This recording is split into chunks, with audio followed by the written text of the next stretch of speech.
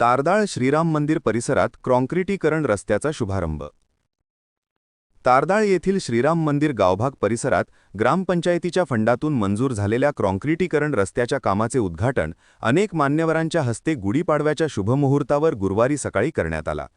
गेली अनेक वर्षे या परिसरात गटर्स अभावी सांडपाण्याचा प्रश्न गंभीर बनला होता।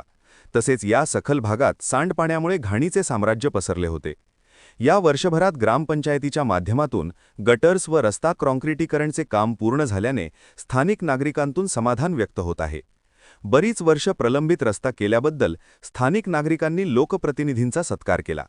सदर उद्घाटन प्रसंगी प्रसाद खोबरे, भीमराव बन्ने, जयप्रकाश भगत, प्रवीण खोबरे, सचिन पोवार, रणजित पोवार, प्रवीण पाटील, सूर्यकांत जाधव, नितीन खोचरे, विजय चौगुले, सुरेश पोवार, सुनील कुलकर्णी, रमेश नर्मदे, मलगोंडा पाटील, महेश पोवार, उमेश पोवार, रोहित पोवार, रोहित खोत, अनिल शेडशाळे यांच्यासह भागातील महिला व नागरिक उपस्थित होते।